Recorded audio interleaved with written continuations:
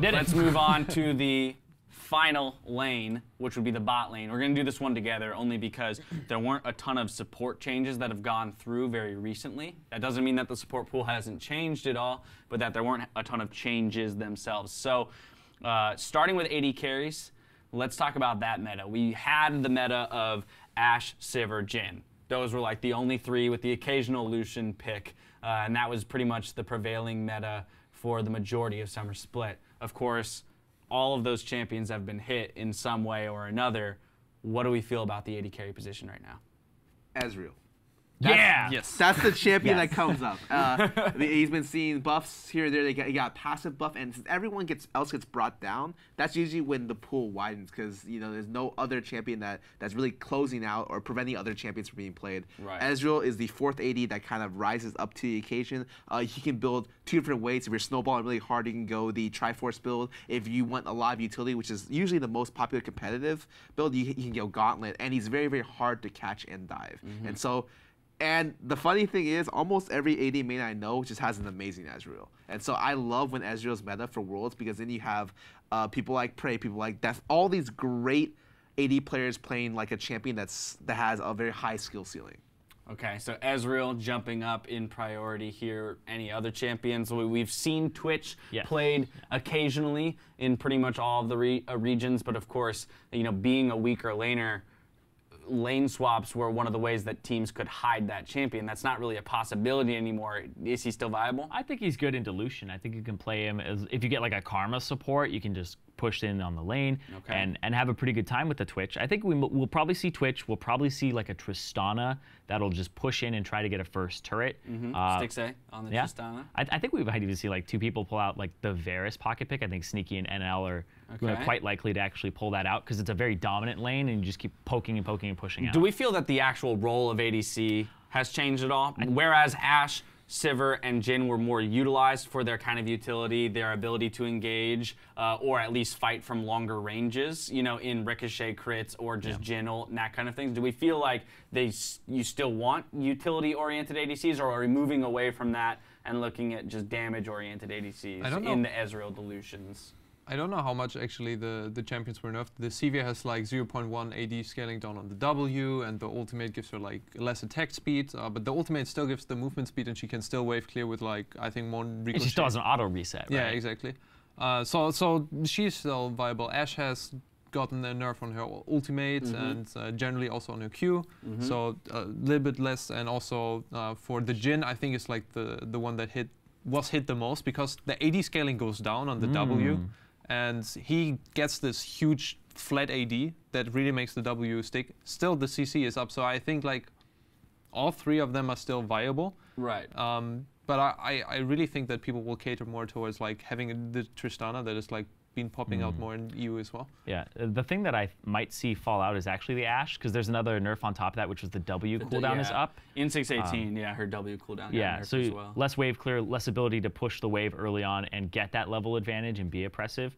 And I was checking like all the pro solo queues, like nobody is playing Ashe right now. Like she might be a little boring, but I feel like nobody's playing her, and all these other champions are coming up, and I feel like it's way more fun, and we're going to see aggressive AD carries. I think the one thing you should think about when you're looking at ADs is you should think about range. And what I mean is not only effective range on the champions, but what they can bring in terms of like from the utility from that range as well. So you think of Ashe initiation, think of Jhin ulti, Jhin W, and then you look at a lot of the other picks. Tristana, which is apparently seen a lot of play recently, Twitch, which might come up. That's all due to effective range, because when you think about the meta shifts in the other lanes, you think about kind of medium range, low range champions that are very, very dominant.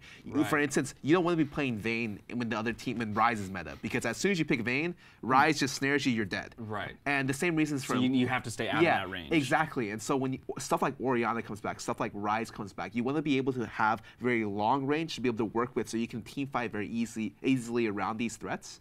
That's why potentially even Caitlyn might see a lot of play. A champion that typically only sees a lot of play around situations where you need that level of range, and you see her a lot to counterpick stuff like LeBlanc was really, really common to work against that champion. I think she might see play because, having long range to deal with champions with like Ryze, like Orianna, is just very, very valuable right now. So the AD carry meta shift is due in part because yes, the S tier champions got nerfed in Ashe, Sivir, and Jhin, but also because of the way that the rest of the map is evolving, it's going to require different things, different skill sets essentially from our champions in the AD carry position. I suspect that just because it's so much harder to play when you're at a range deficit. That's been the case for like throughout the entire season, but doubly so now when the meta starts shrinking to where you're starting to see these like lower range threats, in my opinion. All right, so once again, I want to try and create like a stack ranking for the champions in the ADC position. We've already mentioned, of course, that those kind of core 3 from previous have fallen a bit. Is there a clear top-tier ADC champion? I think Ezreal. You think Ezreal is the S tier for ADCs now? Why is that? Scarra was talking about the range in which you're outputting damage, and there's so many things that are now medium range that you need to stay long range. He can poke, and he has the opportunity to use his move block to get in and actually escape sometimes as well. So not only does he have effective range, he has a really good escape. Okay. And of course, agreements, disagreements. I think pretty high damage now. I think Ezreal overall has just like so much different ways to use. He has like a really good range. He can go a little bit of armor with the Frozen Gauntlets and the slow. And he has always been the champion that if you let him like scale a little bit, has been putting out a lot of damage. And also now he has less problems on lane because the others have been nerfed. Like especially the lane bullies, like Ashe has less cooldown, more cooldown on the W. Jhin has, less wave clear with the W. And the Sivir as well with the W. So yeah, I think it just everyone's W got nerfed. Everyone's W got nerfed. So yeah. All right, so Ezreal's up to the top of it. Who follows that? I actually really like Jhin. I don't even necessarily know if I like Ezreal at the very, very top. Okay. I just think he's now in the top 4. You could talk about. However, I think he's always good. Yeah. Right. Yeah. He's not providing like CC. But yeah, that's a problem. Is like his utility is very low, and until you hit like 2 items, that's usually a spike. Either you go the Triforce build, tier Triforce, or you go like the tier into the Frozen Gauntlet. And until you finish off 2 items, he's typically like fairly weak before you do that. However, with champions like Jhin, I feel like he dominates the very long range very effectively, and he has very unique ways to pick champions. And so, and not on such a long cooldown like Ashe, which requires like 60, 80 seconds, or it's like 80 seconds plus on the arrow. It's every 10 seconds you can hit it, and because of his unique build path where you go Yomu's Rush, he's able to come mid and snipe out the immobile mid laner very consistently. You can at least blow summoners doing that. So he's got very unique. He's in a unique position in the game to where he can dominate very specific matchups. Yeah, I actually think this is really big. Like you're talking about how he affects everything else. Like not only does he pick low mobility mid laners, because most of them are low mobility now in this meta, top laners not building as much armor. You're seeing a lot of guys like the Rumble, the Kennen, things like that, and the Jace that we're talking about, the Rise. So the armor penetration build actually gets better when it's flat armor more pen. Effective. Yeah, absolutely. Okay, so Jhin still definitely viable. Ezreal, though, moving his way up into kind of that, top tier of ADC champions. Anything else there that's of note? I mean, we think that Twitch is still playable. Yep. Caitlyn and Tristana will find their way back into the meta. Lucian's still there. Lucian is still there. Do we think that Ashe is pretty much gone? That's my theory, but I'm not 100% sure. Okay. I'm not sure if you would pick Ashe or Jhin, like depending on what, because both champions just provide you with this kind of, we want to fight now, so we press W and ultimate. So like this is kind of the idea from Jhin and Ashe. And if you need CC in your comp, just go for that. If you need DPS, then you can go maybe for other champions, like Sivir is really good with the Ricochet. So yeah, I'm not too sure how much this is needed, and we'll also like tie into what other engaged tools are there right now. Right. Like, GP has been out. There's like Bard ultimate. Yeah. What else is there?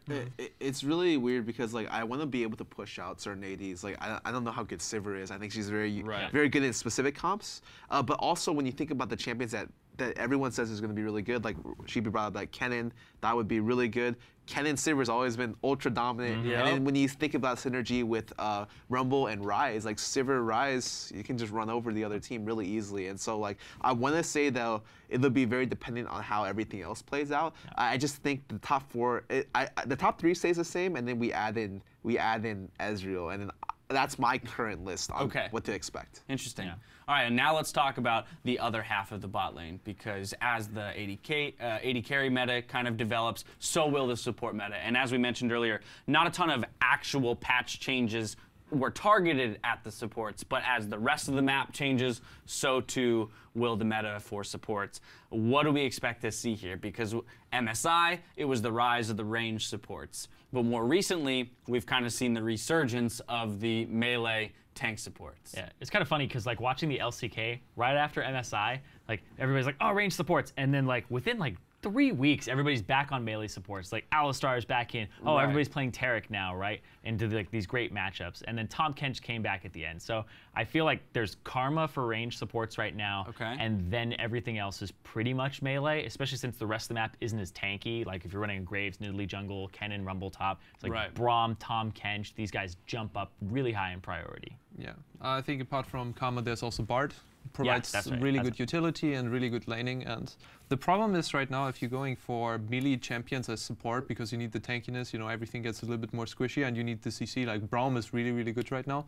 Alistar might be good, but only in certain matchups, and that's really where it comes. Like everything seems to be like counter matchup favorable right now, and only mid lane and jungle seem to be like, you know, kind of fine if you get the right picks.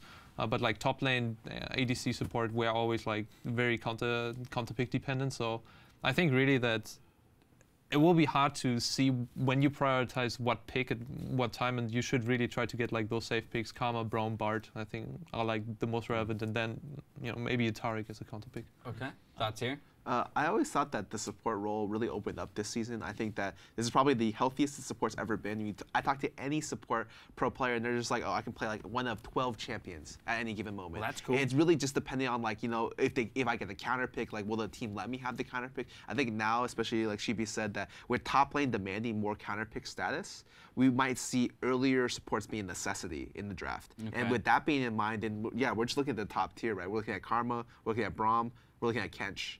And maybe Bard as well, as champions that we can see on almost every team comp that are very flexible in what you can put into stuff. Yeah. And those are the champions that really stand out to me as what's going to get picked a lot. Yeah, the only thing that I think actually changes from like the playoffs that we've seen in like the 6.15 patch is Trundle, low priority now. Not as many tanks will be played in like jungle and top, and then the cooldown nerf in the pillar. Not just early, it just never goes back to where it was. Right, exactly. So the ability that you would max first and really would abuse in his kit is not as accessible. Because I mean, you used to be able to like pillar, and then the guy gets out of the slow and walks like 2 feet, and you pillar again. It got really low. Yeah. Okay, all right. So yeah, so he falls a little bit, but aside from that, we said Braum, Tahm Kench as the two melee priorities, and then we have Bard and Karma as kind of the range priorities. Why is it then that champions like Soraka, Janna, are not viable? Is that simply because we're losing tankiness and CC in other roles, such as the jungle, that we just need to have those options from the support lane? So like Janna was honorable mention for me because things like Kennen coming into the meta, you would be able to counter pick with that, or a Tristana for an AD carry position. But I still think she's good. I still think that if you're picking like winning other winning lanes, like if bottom lane's gonna get shoved in, like she's still a pretty good pick. But Soraka, it was really kind of confusing because she was the win lane support, like just trade all day. And then when we went to standard lanes with no lane swaps, people just stopped playing her. I'm actually not sure exactly what happened in that. Do you guys have any thoughts? I think just other champions are providing more, like Tahm Kench ultimate and the 1-3-1 is just so strong. Braum is just so good to give into like, especially if the enemy has so many melee champions to give the CC. And Alistar just has also this engage potential. And you know, Soraka, and it's just more like this passive, you know, we're trying to get trades, health, Right. and then once we get ahead, it's a win harder champion, really. Yeah. Okay. I personally think I have a lot of experience with Soraka because my region plays Soraka like the most, right? But especially like Afro plays a lot of Soraka, Adrian. If you are running more poke-oriented stuff, Soraka becomes better. That's why I'm saying like those 4 champions or so are the best blind picks. But I told you the pool is very, very wide on what you can pick. I do think there's a situation where we might see Janna. We'll definitely see Janna during the event, and we'll at some point I think we'll see Soraka as well. And Alistar will definitely Maybe make even it back. Nami, right? And then I actually think at some point she'll see play too. I just don't know specifically when we'll see them. Yeah, so for clarity, the lists that we're creating are not necessarily to say that these are the only champions that are going to be played at Worlds. They're the ones that, you know, will be almost universal in a sense. They're pickable in most scenarios. They're bannable as of well. course, there's always the second list of pocket picks and counter picks. And the great example of that is like, you know, Kench, Braum, we said had very high priority. Well, because if they get picked, Tarek priority moves up because he does very well into melee matchups. So it's really just like those are the best in the blind scenario, but as soon as they get picked, the pool widens a lot.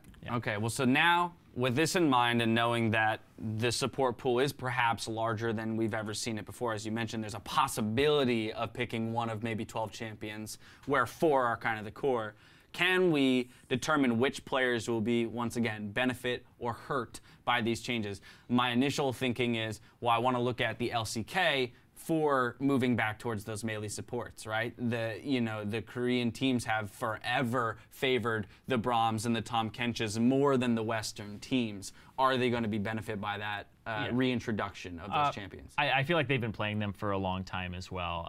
And it never really fell off for them after MSI. And Tahm Kench, just the way that Korean teams use Tahm Kench is absolutely beautiful. Like it's even, you think he's gonna go ward, and he's actually just picking up the jungler to go gank that bottom lane. Right. And it throws people off, and it's very paralyzing. And with other ultimates like GP ultimate and Shen ultimate not being as prioritized, like the Tahm Kench is absolutely insane. And the way that the LCK abuses him is beautiful to watch. Like Wolf, really high up there in how he ends up using it. And I also think Gorilla is, I mean, he was the Tahm Kench guy. Well, if there's someone's going to play Janna, it might be Gorilla. Oh, yeah. Right? No, for sure. I could see that be coming up from him or even Afromu. Has been playing like a decent amount of Janna and Soraka throughout the year. Thoughts on specific support players that are hurt, benefit, unchanged? Not so much. I'm just more looking forward to like bot lane matchups. I think that this Worlds has like so many good ADCs and support, so I'm just like really looking forward to this Worlds, how people are doing. Like personally from our side, you know, from Europe's side, I really want to see how Forgiven is doing because he's now, you know, in Worlds and he's been, you know, doing some kind of montage plays already and playing really, really well. So I think he will do really fantastic. But he's playing against so great other ADCs like Deft, Uzi. You know, it's double lift as well. Yeah, Deft, Uzi, Double Lift, Sven, Forgiven, Bang, Prey. Like, holy there crap. are a lot of great. The bot lane is nuts this tournament. Yeah, like the bottom lane that I'm looking out for is that Prey Gorilla. Yeah. Like that lane, I think that they got buffed this patch. I feel like they both can like really play to their strengths even more than before. When I look at RNG's bottom lane, I'm not sure if this helps them or hurts them because like Mata, great playmaker all across the map. He wants to win the whole game for his team, and Uzi's like, last pick me Caitlyn. Like they were legitimately saving their last pick for counter pick for Uzi to try and win the game off of that. Right. And so he'll actually have a better time with that. But then it's like they both got buffed, but in different ways, where they both want to play different styles. Everyone who ever talks to me about RNG is always like their individual talent, fantastic. Yeah. You break it down one by one, and you're like, this is a team that can win Worlds. Yes. However, their ability to work together has always been lacking. When you saw their series against EDG, like sure they may have done okay individually. However, like EDG just mopped the floor with them. You know, Clear Love went lane to lane and just won the game. It's crazy to think that a team might be individually buffed, right, based on these changes, but that as a unit, they'll actually get worse because the buffs themselves tell them to play in different fashions. Yeah, and that's such an interesting thing as well because our game, it's not that game where it was back in like Season 2, where you snowball, you win the game by yourself. It's still a team game. Right. Now it's coordinating with your jungler, your mid laner to get things done. So individual talent will get you very far, but it's that teamwork that gets you the wins. Yeah, I think this patch is like really bringing this to fruition. Like it will start with individual talent because they need to kind of snowball from the lanes, especially now that it becomes everything just more aggressive. And I think like this is like a really good Worlds patch. I think stars will shine, but I think teams will absolutely blow other teams out of the water if they're playing right. I think so too. Sweet. So yeah, let's look at this larger picture then, right? We've gone through each of the lanes individually. Considering that we will be mostly in standard lanes for, you know, the majority of Worlds, do we feel like the focus of the game or rather will be pointed at a specific lane? Is it going to be a top lane centric meta, a mid lane centric meta, or a bot lane centric meta? Is the majority of won or lost games going to depend on the jungler or the mid laner or the top laner? Is there a specific role that's going to have the most impact? So this season in general has been very good for, I think the entire year has been very, very good for junglers. Okay. Jungle priority, I actually thought at some point during the season they were the most important role of the 5 roles in the game. Like Kindred and stuff. Now at the time, I feel like they're about number 2. I feel like mid lane is always going to be top 2, just because it's in the middle of the map and has the most impact. I think right now though, with junglers coming back, more carry-oriented junglers coming back, like everything in my eyes works off the jungle. Even the mid lane pressure works off the jungle a lot to the extent, unless you can just blind shove the lane, cheat the lane, and then even then the mid lane works with the jungler to make plays a lot of the times. So who's got the strongest jungle mid duo then? Which team is going to benefit the most from that? I mean, when I think about junglers, I would think MLXG returning to MSI form would be terrifying, right? In this meta. If Gragas and Rek'Sai are falling away and he gets to play more Nidalee and Graves, that's the last person I want to play against. If we're going to talk about the best junglers in the world, Clear Love goes all the way up to the top of my list. Okay. EDG has a great shot. If carry junglers are coming back, or even jungle strength in general is very high, Clear Love is 1v5 in games right now. And when we're talking about jungle mid synergy, I actually think Flash Wolves and TSM may have some of the best alongside EDG. So that's Bjergsen. Karsa Maple for Flash Karsa Wolves. Maple, Bjergsen, Svenskeren. I feel like as a synergy between those two members on the team in those roles, throughout the entire season, they've basically shown that they have that down. They know how to pressure through mid lane, shove it up, go to the buffs, and actually invade and play it correctly. So I feel like those are 2 of the strongest with it. And if we talk about the mid lane either being number 1 or number 2 in terms of impact on the game, then you would look at people like Kira, for example, in wildcard regions where the odds are stacked against them, yes, as a team coming into the World Championship, but that's the person you're looking for to really make something happen. Open up that mid lane, affect the side lanes. It's all going to start with someone like him. We ended up seeing a little bit of that team at All-Stars when Kira was over there, but they've replaced some of those members, and I think that they're a stronger team because of it, that they have more experienced jungler now, and that they're able to actually get that synergy down with Kira.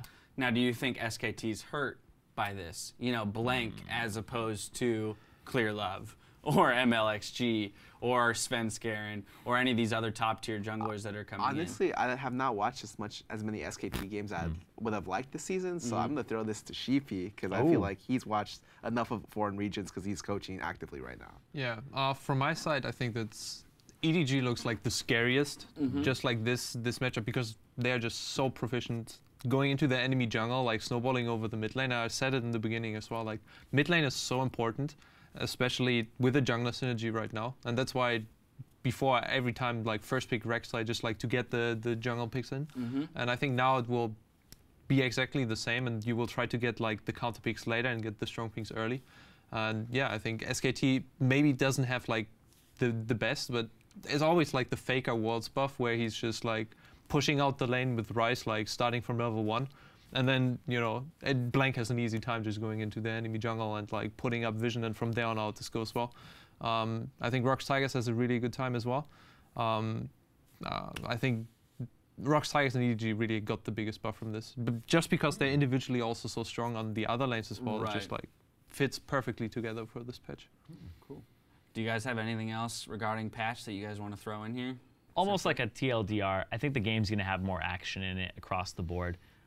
And styles are going to clash. It's going to be incredibly exciting. And you're talking about like lanes being important, and like we kind of settled on mid lane jungle like being 1 and 2. But I want to emphasize coaching, because I think that coming into Worlds with so many patches, it's so important that coaches get their team on the same page, that you get your guys to practice and be a little bit ahead of the meta.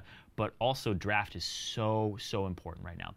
What order you pick in and what you counter pick is going to mean so much in these games. I super agree. I really think this is like the dream for the coach right when this is coming up, that just fitting all the pieces together, everybody understands every champion perfectly. And especially like for a team, for example, G2, what was the most impressive thing about G2 is the way that they are fighting. Like, not always winning the lanes convincingly. Usually just bot lane is winning very convincingly. Or Trick. No, or Trick. Yeah, Or just, you know, whatever lane he's going to. So, yeah, that was really impressive to see. But the way that they were fighting and, like, getting the maximum out of the champions was really great to see. And I honestly think that the strongest team will very early surface, because they will understand the picks the best, and they will understand the champions the best, and they will work the best together. And I think the gap will be just wider from this patch. Also means that that'll be the team that defines the meta, like as we see it develop even within Worlds. We have to remember it's a 5-week tournament, so there will be no shortage of changes, you know, by the teams themselves, as we kind of realize which champions are more powerful than others. And I love watching from group stages week 1 to 2, because teams go back to the drawing board. Ones that are slightly behind, you know, they have to get more, but also you can't be complacent. It's what happened with North America. I remember the Azir Tristana strategy that most of our teams were running CLG Cloud9, and it was like, that got exploited the second week, and then I was like, oh, we didn't really have too much else. So you have to have a diverse playbook as well, which is another thing that I put on the coaches. I just think like versatility and being able to adapt is really important. Like exactly like you said, this 5-week event, to be able to play the same stuff at week 1 to week 5, huge detriment if that's the case. And especially because you think about a lot of the new champions coming up. Champions that we suspect to be strong right now: Ryze, Soul, a bunch of champions that require a lot of games to be able to really understand. Even champions like Jace, for instance, or Rumble. Rumble especially is a champion that's very unique in how he plays, and so you need a lot of games to really play out these champions. Players who are able to adapt very well on a week-by-week basis are the players who are able to counterpick more, have kind of the edge on their opponents. All right, well, the 2016 World Championship kicks off on September 29th, and we'll finally get to see which teams have adapted best to these changes. I'd like to take a moment to thank Zirene, Scarra, and Sheepy for providing us with the insight that they have today, and of course, we can't wait to see all of you in San Francisco. For even more in-depth discussion on the World's patch, check out the links below.